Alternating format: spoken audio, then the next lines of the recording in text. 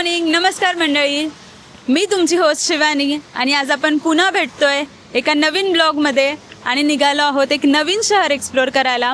महाराष्ट्रातलं एकदम सुंदर शहर की जे एकेकाळी स्वराज्याची राजधानी म्हणून ओळखलं जात होतं, अशा साताऱ्याला भेट द्यायला आपण निघालो आहोत. आणि साताऱ्याची संपूर्ण विजिट आपण करणार आहोत की कोणते कोणते पर्यटन स्थळ आहे, पावसाळ्यात तुम्ही कुठे जायला पाहिजे, परत खायला कुठे काही छान भेटतं, या सगळ्या गोष्टी आज आपण कव्हर करणार आहोत. आणि पावसाळ्यात, स्पेशली पावसाळ्यात साताऱ्याचं जे सौंदर्य उलगडलं आहे ते बघण्यासाठी आपण निघालो आहोत. खूप मजा करणार आहोत, खूप मजा येणार आहेत. आणि हां, मला एक इम्पॉर्टंट गोष्ट पण सांगायची की जर पुण्याहून साताऱ्याला येत असाल तर रस्ते अगदी कमाल आहेत, एकदम सुंदर आहेत, काहीच प्रॉब्लेम नाही आहे. हळूहळू तुम्ही तुमचं व्हेकल घेऊन येऊ शकता. आता साताऱ्याच्या एकदम जवळ येऊन पोहोचलो आहेत आणि तुम्ही बाहेर बघू शकता खूप पाऊस आहे. तर साताऱ्यात जाऊनच पुन्हा भेटूया. चला तर मग साताऱ्याला. मला ज्या लोकेशनला जायचं तिथे जायला फक्त उरले 30 किलोमीटर आणि आत्ता कुठेतरी पाऊस थोडाफार शांत झालाय. 30च किलोमीटर राहिले आता.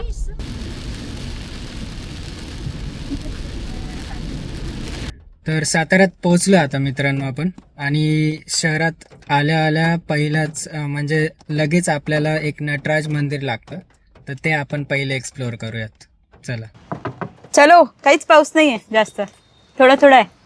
अच्छा, हे साऊथ स्टाईल मंदिर आहे, नटराज मंदिर आहे ना? हा, म्हणून त्या मंदिराला काय बोललंय त्यांनी, तामिळनाडूमध्ये असंच एक मूर्ती आहे चिदंबरम नटराजची आणि त्याचीच प्रतिकृती त्यांनी इथे बांधली आहे. बांधली. आजच्या ट्रिपचं आमचं पहिलं लोकेशन जे आहे ते नटराज टेम्पलला आम्ही आलोय. आणि आम्ही तर गाडीने आलोय, बट बस स्थानकापासून हे फक्त 3 किलोमीटर अंतरावर मंदिर आहे. मंदिर दिसतं. चला मंदिराचं. झाली ट्रॅजेडी. आता वाजले 12:05 आणि आम्ही अगदी मंदिर 5 मिनिटं बंद व्हायच्या आधी आपण आलोय आणि आता परत उघडणार आहे 3 वाजता. झालं. मंडळी, तुम्ही पण नटराज टेम्पलला येत असाल तर वेळेचं अगदी बंधन पाळून या, कारण मंदिर 12:12 बंद होतं आणि ते परत 3 ते संध्याकाळी 8:30 वाजता ओपन होणार आहे. आणि तेवढ्या मधल्या वेळेत आपण थोडीशी पेटपूजा करूया. तर इथे मला असं वाटतंय पिठल्या भाकरीचा मेनू चाललाय आणि पिठल्या भाकरीच डिसाईड होणार आहे.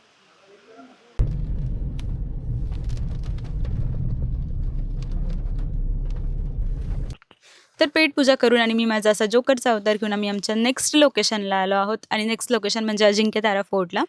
तर नटराज टेम्पलपासून साधारणतः 5.5 किलोमीटर अंतरावर हा फोर्ट आहे. आणि झालं असं की इथपर्यंत येऊपर्यंत काहीच पाऊस नव्हता आणि जसं आम्ही म्हणजे त्यांनी गडावर येण्यासाठी पूर्ण रस्ता व्यवस्थित केला की तुम्ही अगदी पायथ्याशी येऊन पोहोचता. आणि जवळ आलो आणि परत मुसळधार पाऊस सुरू झाला. तर आता पूर्ण आम्ही रेनकोट वगैरे, छत्री सगळं पेटी पॅक करून गड एक्सप्लोअर करायला चाललो. खूप मजा येणार आहे, खूप, कारण मुसळधार पाऊस चालू आहे आणि हिरवळ तर नेक्स्ट लेवल. म्हणजे किल्ल्याचं सौंदर्य तर आता अजून जास्त खुललेलं आहे. मी तुम्हाला दाखवण्यातच खरी मजा आहे. ही आमची रेनकोट गल इथे रेडी आहे, जो यूज अँड थ्रो रेनकोट घालून आम्ही तयार आहे. आणि आता आपण आलो आहोत अजिंक्यतारा, म्हणजे आपल्या स्वराज्याची जी 4थी राजधानी मानलं जात होतं या किल्ल्यावर. आणि हा किल्ल्याचा मुख्य प्रवेशद्वार आहे, जिथे दोन्ही बाजूला 2 हनुमानांच्या मूर्ती आहे. एक गोष्टीचं असं विशेष वाटतं की इतके दिवस झाले, एवढे वर्ष लोटले, पण किल्ल्याचा जो प्रवेशद्वार आहे तो अगदी मजबूत, त्याला काहीही झालेलं नाही. त्याची तटबंदी सुद्धा खूप मजबूत आहे. हा माझा जोकर लुक बघू शकता तुम्ही, कारण पाऊसच थोडा थोडा लागतोय आणि छत्री घेऊन जाणं शक्य नाही आहे. छत्री सस्टेनच करू शकत नाही कारण वाराच इतका आहे. त्यामुळे आम्ही रेनकोट घालून निघालोय. पावसाळ्यात खरी मजात आहे आणि पावसाळ्यात आल्यावरच आपल्या सह्याद्रीची, अशक्य सुंदर सह्याद्री ज्याला का म्हटलं आहे ते कळेल बॉस, खरंच. आता शिवाजी महाराजांचं दर्शन घेऊन आपण आपल्या ट्रेकला सुरुवात करू. छत्रपती शिवाजी महाराज की जय. आणि एक गोष्ट मला इथं विशेष दिसली आहे की एवढ्याशा दगडावर छोटंसं शिल्पकला केलेली आहे आणि ती अजून पण एकदम मस्त क्लिअरली दिसते. आणि आता आमचं लक असल्यामुळे थोडा पाऊस सुद्धा कमी होतोय आणि अशा हलक्याशा पावसात ट्रेक करायला तर मजा येते. आणि किल्ल्याला आय थिंक 2 मुख्य दरवाजे, जसं की, एक मिनिट, मला इथे काहीतरी दिसतंय, आपण इथे जाऊया. तर इथे अशी छोटीशी रूम आहे, मला तिथे जायला भीती वाटते काय असू शकतं, पण जसं दिवे वगैरे लागत असतील. आणि खूप सारे कुत्र्याचे पिल्लं होते. ओ माय गॉड, डायरेक्ट 8-9 पिल्लं होते आणि जे मी पाहिलंच नाही. खूप डेंजर होते, घाबरली मी. छोटे पिल्ले, पण त्यांची मम्मी आली असती तर तिने माझं काम तमाम केलं असतं. खतरनाक. ॲक्च्युली मला बिस्किट्सचा वास आला, तर मला वाटलं बिस्किट आहे फक्त, आणि ते एकदम असे एकमेकांमध्ये झोपले. Let me show you. नाही दाखवू शकत, माझी हिंमतच नाही. ते खूप छोटे आणि खूप जास्त क्यूट आहे. एवढी तर आहे. उन्हात ट्रेक करण्यापेक्षा पावसाळ्यात ट्रेक करणं मजा येते, कारण असं जोकरसारखे कपडे घाला आणि दम पण लागत नाही, ऊन पण लागत नाही. येस, मी बोलीन असे 2 मुख्य दरवाजा आहे. तर एक हा मुख्य दरवाजा आहे, आणि इथून हा जो लागतोय दुसरा, हा दरवाजा आहे. साधारणतः फक्त 50 मीटरचा रस्ता आहे मध्ये. म्हणजे शिवाजी महाराजांच्या काळात विलक्षण बुद्धी जी होती, काय ते किल्ले बांधले, त्याचं एक उत्तम उदाहरण इथं दिसेल. की हे असे छोट्या, हे जे दिसतात ना तुम्हाला, अशा छोट्याशा विंडोज आहे इथे. ते याच्यासाठी होते की समजा तुम्ही इथून, ह्या खिडक्या आहे, इथून तुम्हाला पूर्ण शहराचा, आता तरी शहर वसले, पूर्णाचा नजारा दिसेल. आणि जर शत्रू आक्रमण करायला येत असेल तर इथून ते गरम पाणी, तेल सोडायचे की शत्रू इथूनच पळून जाईल. 1700 मध्ये जेव्हा राजाराम महाराज वारले, तेव्हा त्यानंतर औरंगजेबाने हा किल्ला मिळवला, आणि त्या किल्ल्याचं नाव अजमतारा असं त्यांनी ठेवलं. पण पुढे शूर ताराबाई यांच्या नेतृत्वाखाली आपण हा किल्ला पुन्हा त्याच्याकडून जिंकला, आणि या किल्ल्याला साजेसं असं नाव दिलं, ते म्हणजे अजिंक्यतारा. अजिंक्यतारा म्हणजे जो किल्ला होता तो नेहमी तो आपण जिंकला, तो अजिंक्य राहिला, आणि महाराणी ताराबाईंनी हा किल्ला जिंकला, म्हणून या किल्ल्याचं नाव अजिंक्यतारा असं झालं. तुम्ही इथून बघू शकता, पूर्ण पूर्ण सातारा जे गाव आहे ते सगळं आपल्याला इथून दिसतंय. म्हणजे तिथपर्यंत किल्ला पसरलाय. इकडे सगळी हिरवळ, आणि इकडे सगळं सिमेंटचं, काय म्हणू शकतो, जंगल दिसतंय. पण इतकं सुंदर आणि इतक्या वरती तो बांधला होता की पूर्ण दर्शन तेव्हा त्यांना इथून होत होतं साताऱ्याचं.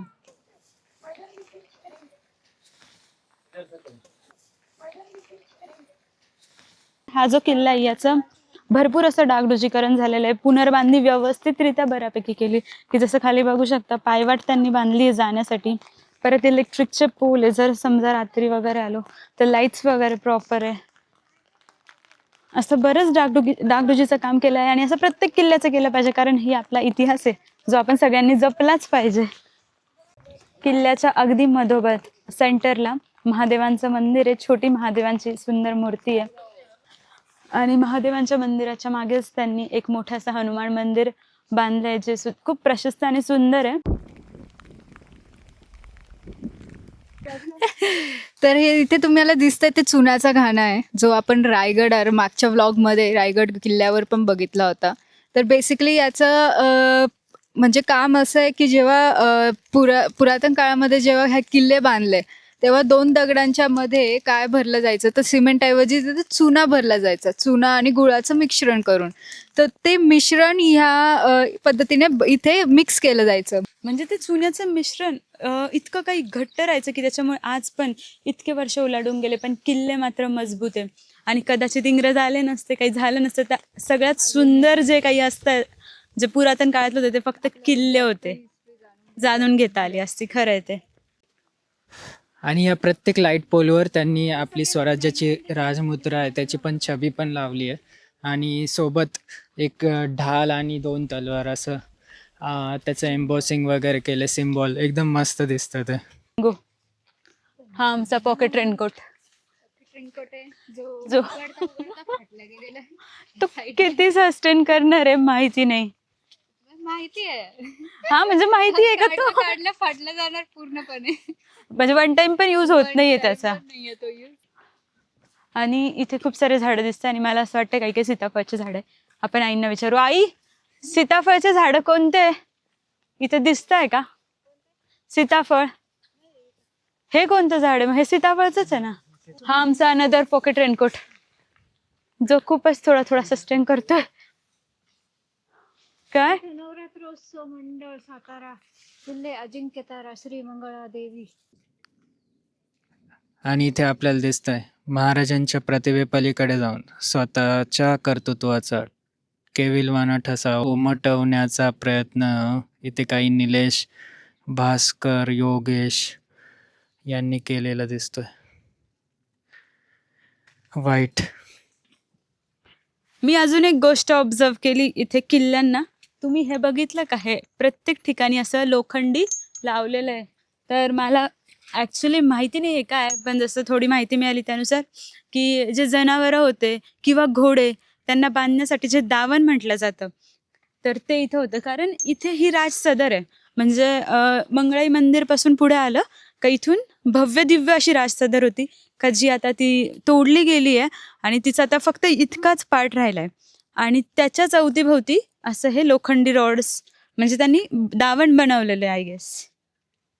आणि आता आपण ज्या ठिकाणी उभा आहोत ती राज सदर आहे, जिचा आता फक्त इतकाच पार्ट शिल्लक होता राहिला आहे. आणि इथं स्वराज्याच्या संबंधित काही निर्णय वगैरे घ्यायचे असेल त्याची राज सदर इथे भरत होती. आणि आपण आता त्या पलीकडे बघू काय आहे. तुम्हाला पावसाळ्यात जर किल्ले बघायला यायचं असेल तर अजिंक्यतारा किल्ला बघायला येऊ शकतात. कारण पूर्ण ठिकाणी खूप असे झाडं, सगळ्या बाजूने हिरवळ, एकदम मनमोहक वातावरण आहे. तर आता राज सदर पासून पुढे निघालो आपण आणि पुढे पुढे असं पुढे या रस्त्याने जाऊन इकडे या साईडला खाली मंदिर आहे, ते व्हिजिट करूयात आता. आई काय करताय तिकडे? आईला ते म्हणजे हे मंदिर ऍक्च्युली देवीचं नाही आहे, हे महादेवची पिंड आहे इथे. हो, देवीचं मंदिर इकडून मागे जाऊन अजून कुठेतरी म्हणजे आहे. भरपूर जावं लागेल. इकडून पण एक रस्ता जातोय. आई काय भेटलं? काय होतं? बेलाचे पानं? अच्छा, छोटे छोटे बेलाचे हे खूपच पाने छोटे. ते फुल वाईब येते एकदम. असं आधीच्या काळात कसं मंदिरात जायचो, इकडे दीदी मस्त बेल तोडताय, माझ्यासाठी पण घ्या. छोटे आहे ना एकदम? खूप छोटे आहेत. मला पण द्या एक दोन. तीन बघून घ्यावं लागतं.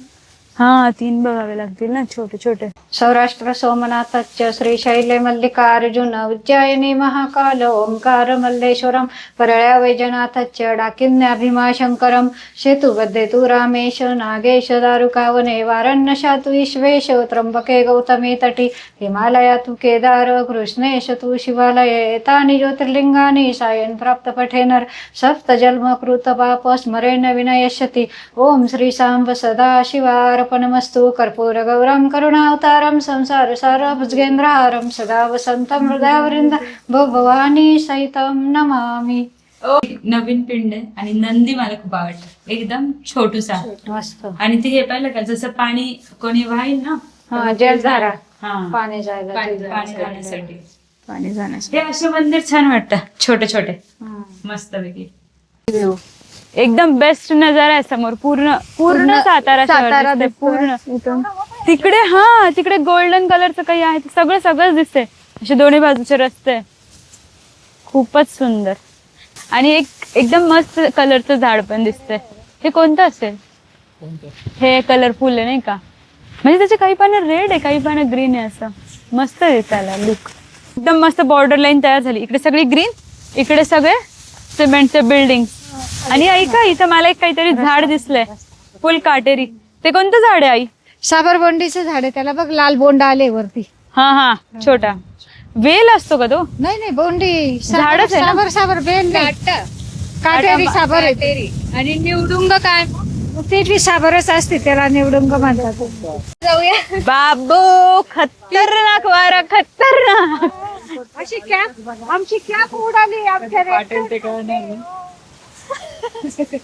हा वारा, सह्याद्रीचा वारा, हा रेनकोट सस्टेन नाही करू शकत आहे, म्हणून मी घेतला डिकॅथलॉनचा रेनकोट. किल्ल्यावर असे काही पान तलाव आहे, म्हणजे जेव्हा पाऊस पडेल तेव्हा पाण्याचा भरपूर साठा झाला पाहिजे, म्हणून असा तलाव बनवला होता त्यांनी.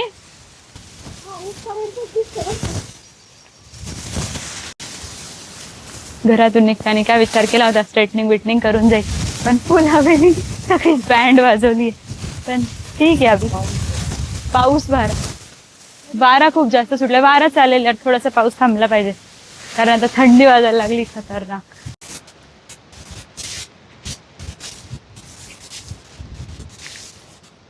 आणि आता आपण किल्ल्याच्या या भागात पोहोचलो, जिथे मोठ्या अक्षरात लिहिलेलं आहे अजिंक्यतारा. कम.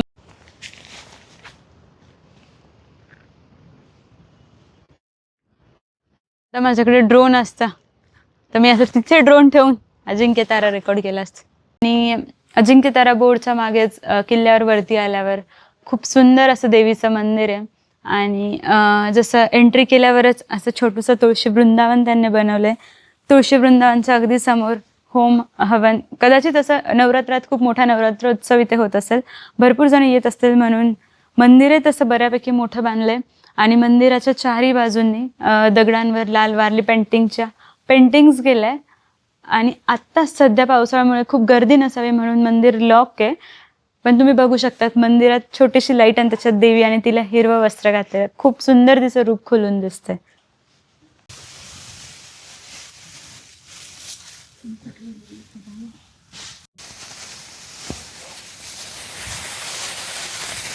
हे आंब्याचं झाड लावले असं वाटतंय यांनी.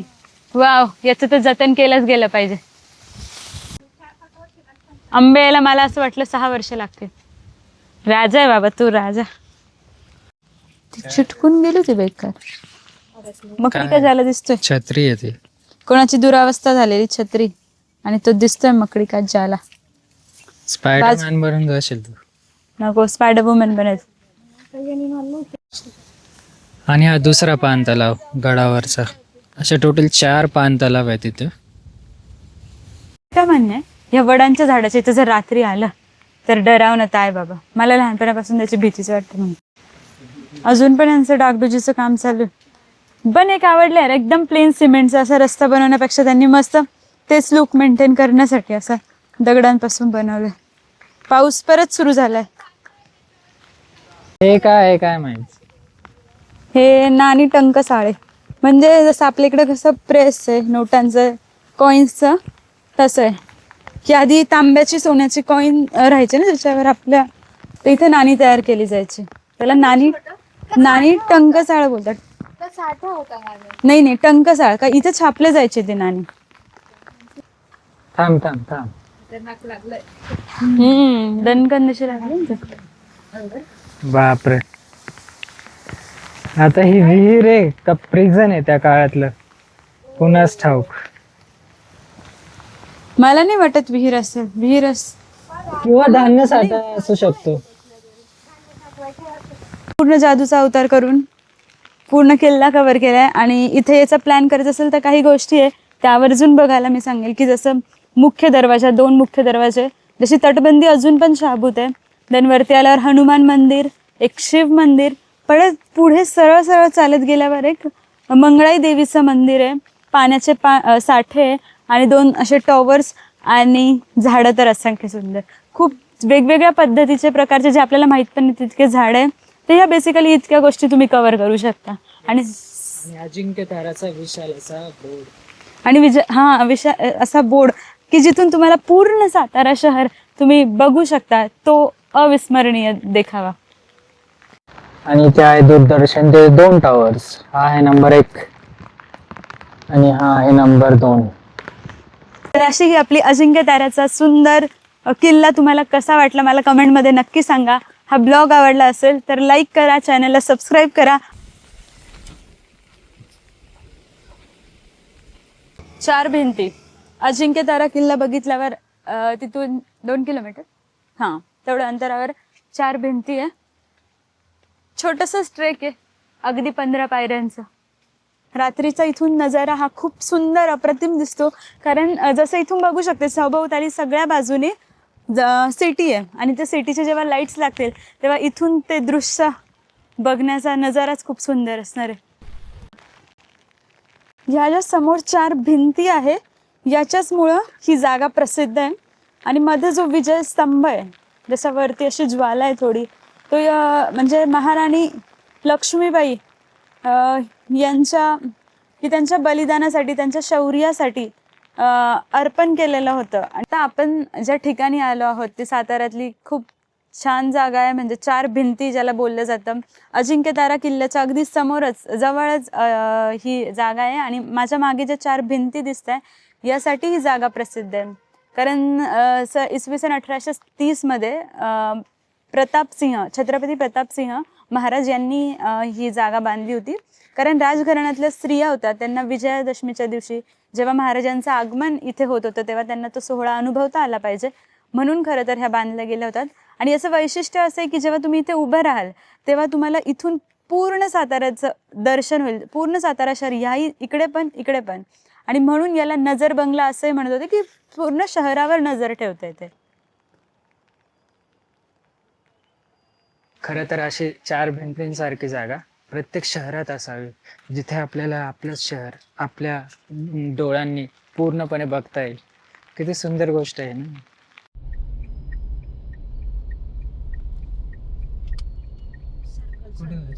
आम्ही इतके भिजलो होतो आणि पूर्ण भिजून पहिले आम्ही रूम शोधला, रूमवर गेलो, पूर्ण फ्रेश झालो. हां, आणि मस्त ब्लू कलरचं सगळ्यांनी ट्विनिंग केलेलं आहे, नकळत झालेलं ट्विनिंग आहे, पण ब्लू ट्विनिंग आहे, मी लाईटमध्ये दाखवेल.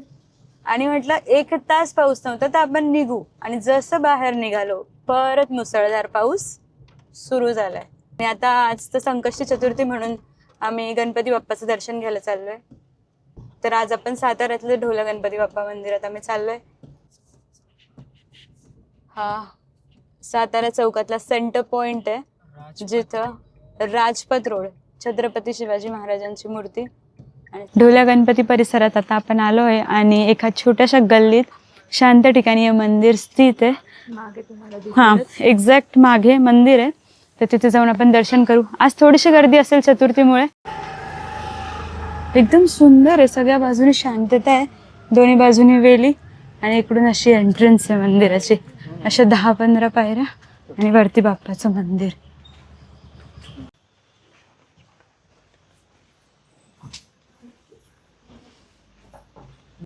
मंदिरात आल्यावर इतकं प्रसन्न वाटते, आणि अक्षरशः एखाद्या जुन्या घरात आल्यावर कशी मूर्ती असते, जुन्या घरात त्यांनी गणपती बाप्पाची मूर्ती ठेवली, आणि हे ग्रामस्थांचं ग्रामदैवत पण आहे.